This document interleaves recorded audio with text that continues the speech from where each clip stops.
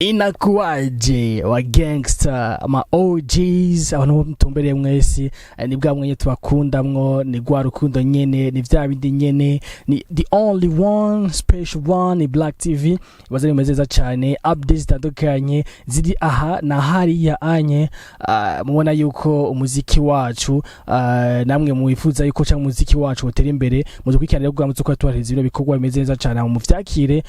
ndibaza muzogirwa ni big kuri micro di kumwe na Frank behind the camera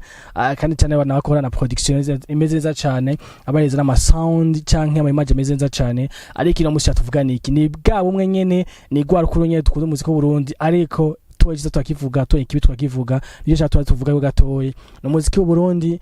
shaka tuvugane ku muririmbyi twa Bain Turo ni umwe muzi ari muri management ya label ya Empire Avenue irongwe na Sadbi Empire Avenue irimo bari batandukanye ko mubizi hamwe Bain Turo nyene Sadbi nka CEO Miss Eric hamwe na Bernice ariko mukamuzi yuko Best Lab Music itakiriyo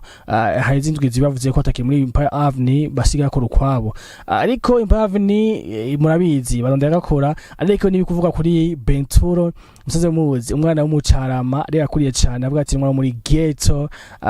avuga je sinzo uri hogwana igihugu canje canke zo kuvuga iyo navuye nakuzubuza twakuzemwo umwana wo muri ghetto ni Bain Turo rero yasize canke tutazi ko yabigize canke vyagize Nice Sky kuva muri Waka Light TV yasize video yiwe ari kumwe na Nice Sky metora ama film uwo abikoze live video bako barasomera mu gitanda ariko basa nka bari baheje gukora akantu keke shows mu nyuma iyo video bacayirekura ntawuze wayirekuye ariko kurabera neza ko video yafashwe na Bain Turo ubwiwe hama na Sky na karamusoma nko bibona nko ma video ngeko biragenda vyose ndazi yuko abaca nk'ibari bifuza kumenya vyagenze tukazoba tubeme ko zoronda Bain Turo hamwe na Sky batubwira impamvu vyabaye bege video yashitswe ku mugaragaro nande bege iyo video vyageze gutugisha kuja ku mugaragaro mbega bayifasha afise hombero nyabaki ariko ndabutsa yuko Bain Turo kuri status yiwe kuri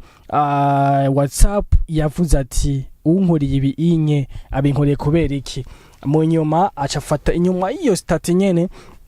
acafata ashira ico novuga ashira ifoto yawe bena na Sky bari muri Flambeau de la Penga gisagara ca Bujumbura bambaye impuzu zera bayerekana iyo foto acaca kuri stat yiwe inyuma iyo post bamwe bavuga ati abantu bavyikoreye bagire kick abandi nabo ati sivyo na gato betera vyo kwa na Sky ntavyo gukora ariko bo twagusigiye commentaire mu sonye tubwiye ati mbega vyo ari vyo canke sivyo ubwo biraba neza